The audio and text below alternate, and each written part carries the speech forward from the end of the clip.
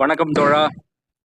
நாம இப்போ 7ஆம் வகுப்பு வரலாற்றுல முதல் பாடம் இடைக்கால இந்திய வரலாற்று ஆதாரங்கள் அந்த பாடத்துல இருந்து முக்கியமான வினாக்களை பார்க்க போறோம். என்பவை பாறைகள், கற்கள், கோவில் சுவர்கள், உலோகங்கள் ஆகியவற்றின் கடினமான மேற்பரப்பின் மீது செதுக்கப்படும் வாசகங்கள் ஆகும். இது மேலெல்லாம் என்ன வாசகங்கள் செதுக்குவாங்க? அதுக்கு பேரு பொறிப்புகள். அதுக்கு பேர் என்னது? பொறிப்புகள். கோவில்களுக்கு கொடையாக வழங்கப்பட்ட நிலங்களுக்கு என்ன பெயர்? தேவதானம். தேவதானம். யாருடைய காலம் பக்தி இலக்கியங்களின் காலம் என அறியப்படுகிறது? சோழர்களுடைய காலம்தான் பக்தி இலக்கியங்களின் காலம். முதல் டெல்லி சுல்தான் பற்றிய தகவல்களை கூறும் நூல் தாஜ் உல்மா அசீர். தாஜ் உல்மா அசீர். அரேபியாவில் பிறந்து இந்தியாவிற்கு வந்த மொராக்கோ நாட்டு அறிஞர் இபின் பதுதா. இபின் பதுதா அரேபியாவில் பிறந்திருக்காரு, ஆனா மொராக்கோ நாட்டில் போய் தங்கிட்டார் அவரு. கல்வெட்டு டேஷ் கல்வெட்டு ஒரு பிரம்மதேய கிராமத்தின் நிர்வாகம் குறித்து விவரித்து கூறுகிறது.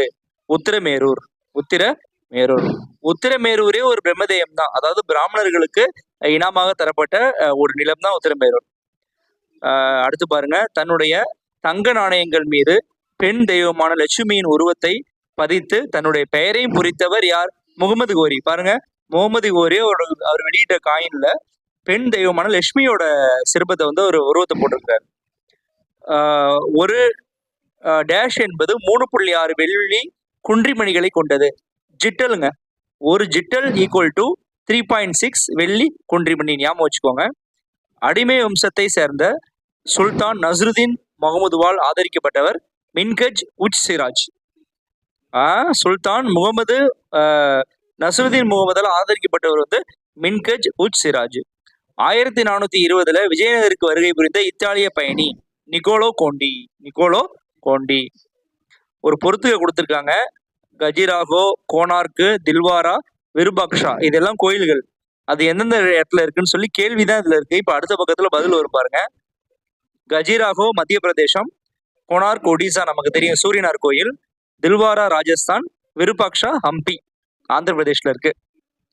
4000 திவ்ய பிரபந்தத்தை தொகுத்தவர் யார்? நாதமுனி. ஞாபகம் வச்சுக்கோங்க, நாதமுனி. தசுக் எனும் வார்த்தையின் பொருள் யாது? சுயசரிதை.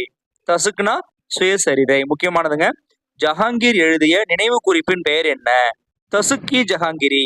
தசுக்கி ஜஹாங்கிரி. அடுத்து பாருங்க, எந்த பேரரசர் அவுரங்கசீப்பின் அரசவை அறிஞர் ஆவார்?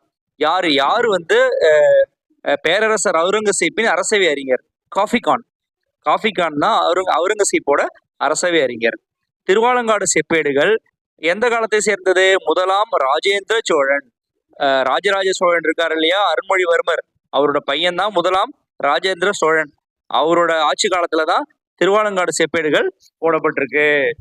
அடுத்தது, டேஷ் என்பது கல்வி கூடங்களை பராமரிப்பதற்கான நிலமாகும். சாலபோகம். அதாவது கல்வி கூடங்கள் ஏற்படுத்துவதற்காக சமண சமய மக்களுக்கு அரசர்களால் இலவசமாக வழங்கப்பட்ட நிலங்கள் தான் சாலபோகம். ஓகேவா? பெரிய புராணத்தை தொகுத்தவர் யாரு? சேக்கிழார். ஞாபகம் வச்சுக்கோங்க, பெரிய புராணத்தை தொகுத்தவர் சேக்கிழார். ஒரு அரேபிய சொல், இதன் பொருள் வரலாறு. தாரிக்ங்க. தாரிக்னா வரலாறுங்க. ஞாபகம் வச்சுக்கோங்க, மறந்துடாதீங்க, எல்லாம் முக்கியமானதுங்க.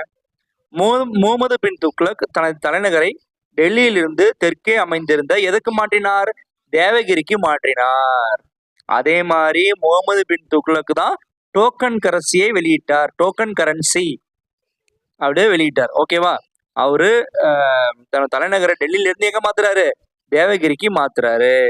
ஓகேங்க, முக்கியமான வினாக்கள்லாம் பார்த்துருக்கோம். அடுத்த வீடியோல பார்ப்போம். தேங்க்யூ.